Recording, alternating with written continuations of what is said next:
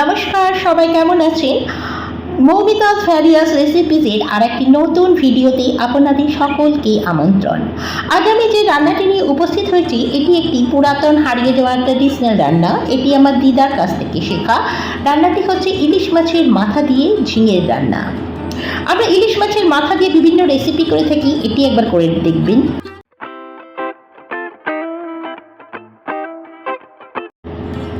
ঝিঙে দিয়ে ইলিশ মাছের মাথার রেসিপিতে প্রথমেই আমি এখানে কয়েকটি সবজি নিয়েছি। এখানে নিয়েছি 2টি মাঝারি মাপের ঝিঙে, 4টি পটল, 2টি আলু।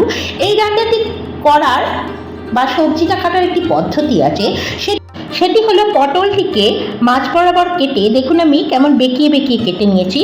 ঝিঙেটাও অনুরূপভাবে বেঁকিয়ে বেঁকিয়েই কেটে নিতে হবে। এই সবজিটা ঠিক এভাবেই সবজিগুলো এই তরকারিটাতে কাটতে হয়, এরকম শেপেই।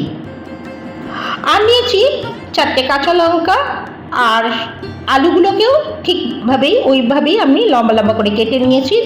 পটলকেও দেখুন বেঁকিয়ে বেঁকিয়ে কেটে নিয়েছি। আর ইলিশ মাছের তো আমরা বিভিন্ন রেসিপি খেয়ে থাকি, বা অনেক সময় ভাবি ইলিশ মাছের মাথা লেজা দিয়ে কি করব, তো এই রেসিপিটি একবার ট্রাই করে দেখতে পারেন। এবার নিয়েছি মশলার মধ্যে 1 টিস্পুন গোটা গোলমরিচ, 1 টিস্পুন গোটা জিরে, 2টি শুকনো লঙ্কা। প্রথমে গোলমরিচ আর জিরে শুকনো লঙ্কাকে গ্রাইন্ড করে নিয়েছি। এই রান্নাটির প্রথম এবং প্রধান উপকরণ হলো ইলিশ মাছের মাথা। আমি মাঝারি মাপের 2টো ইলিশ মাথা নিয়ে ভালো করে ধুয়ে পরিষ্কার করে নিয়ে লবণ হলুদ মাখিয়ে নিচ্ছি সুন্দরভাবে।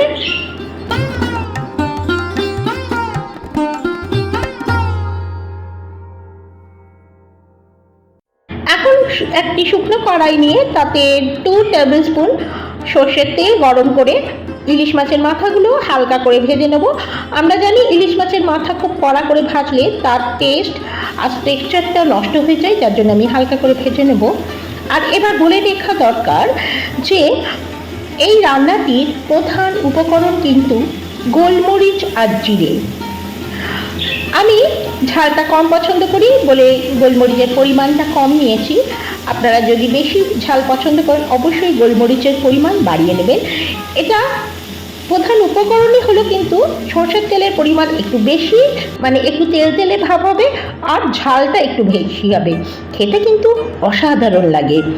এটি একটি হারিয়ে যাওয়া পুরনো রান্না। আমার দিদিমাও প্রায়শই রান্না করতেন।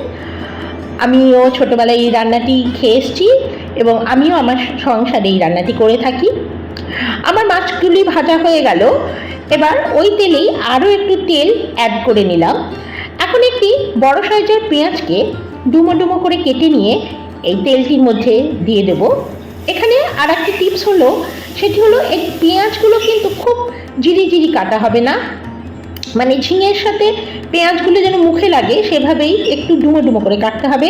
আর পেঁয়াজটা ঠিক চিলি চিকেনে যেমন আমরা পেঁয়াজ কাটি, মানে ভেজে থাকি, সেভাবেই ভাজবো, খুব লাল লাল করে ভাজবো না। এই পর্যায়ে আমি কয়েকটি কাঁচা লঙ্কা এর মধ্যে অ্যাড করে দিলাম।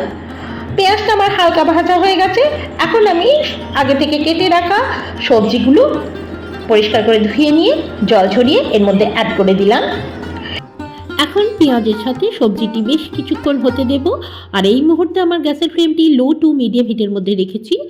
আর এভাবে একবার মাছের মাথা দিয়ে ঝিঙের রেসিপিটি করে দেখবেন, সত্যি কিন্তু খেতে অতুলনীয় হয়। আপনারা মাছের মাথা দিয়ে কি কি রেসিপি তৈরি করেন অবশ্যই আমার কমেন্ট বক্সে জানাতে ভুলবেন না। আপনারা কে কোথায় থেকে আমার ভিডিওটি দেখছেন অবশ্যই কমেন্ট বক্সে জানাবেন।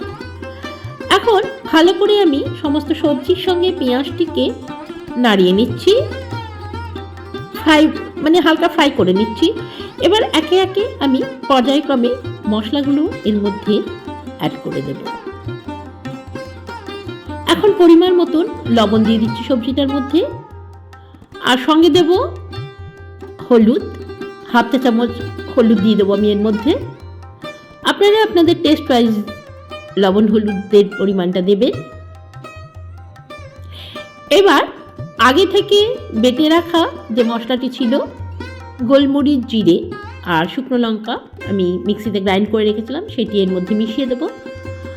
আর আপনারা যদি ঝাল পছন্দ করেন তবে অবশ্যই গোলমরিচের মাত্রাটা বাড়িয়ে নেবেন, কারণ এই তরকারিটাতে একটু বেশি পরিমাণ সরষের তেল লাগে আর গোলমরিচ ঝালটা লাগে, তাহলে এই টেস্টটা খুব সুন্দর পারফেক্ট একটা টেস্ট তৈরি হয়, খেতে কিন্তু অসাধারণ লাগে।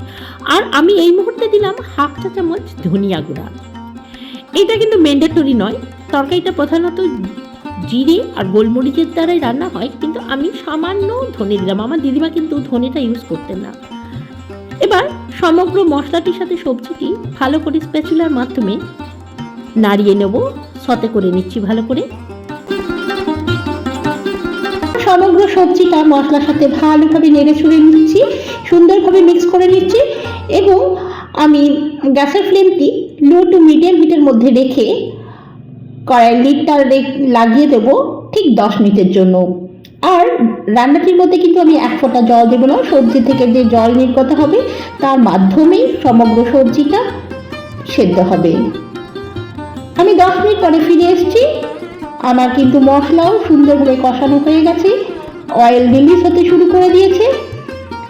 দেখুন, একটা আলুকে আমি ভেঙে দিচ্ছি স্প্যাচুলার মাধ্যমে। আলুটা কিন্তু খুব সুন্দর সেদ্ধ হয়ে গেছে। এখন একটা ঝিঙে ভেঙে দেখি, হ্যাঁ, ঝিঙেটাও সুন্দর সেদ্ধ হয়ে গেছে।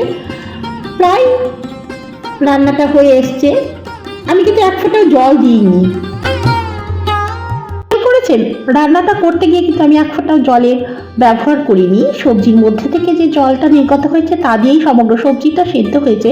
এখন অল্প একটু জলের ছিটে দিলাম, তার কারণ কড়াইয়ের তলে যেন সবজিটা লেগে না যায়, সেই কারণেই অল্প একটু জলের ছিটে ফোঁটা দিলাম। কারণ কি, ঝিঙে থেকে পর্যাপ্ত পরিমাণে জল নির্গত হয়, সেটা দিয়ে কিন্তু সবজিটা সুন্দরভাবে সেদ্ধ হয়ে যায়।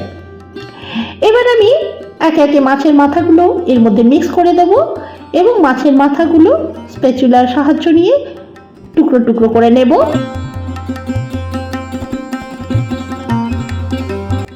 এখন ভালো করে ইলিশ মাছের মাথাগুলো স্প্যাচুলার সাহায্য নিয়ে টুকরো টুকরো করে দিচ্ছি এবং সুন্দর করে টুকরো করে নেওয়ার পরে সমগ্র সবজিটার সাথে ভালোভাবে মিক্স করে নেব মাছের মাথার টুকরোগুলোর সঙ্গে সবজিটা।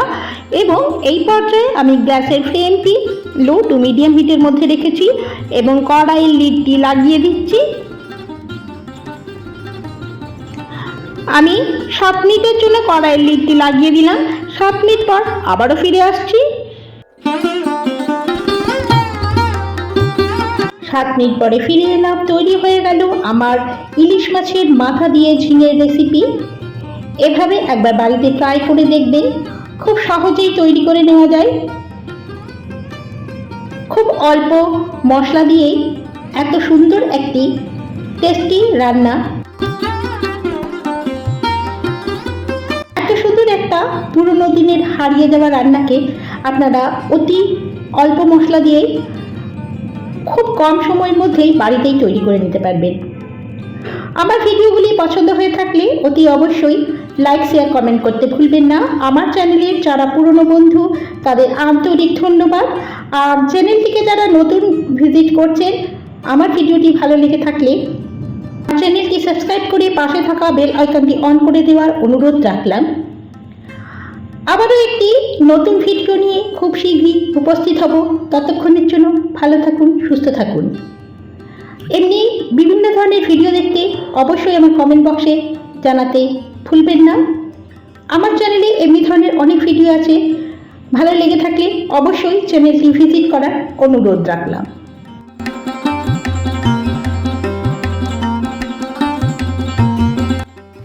আজ আসি, আবার একটু ভিডিও নিয়ে খুব শীঘ্রই উপস্থিত হব। ততক্ষণ ভালো থাকুন, সুস্থ থাকুন।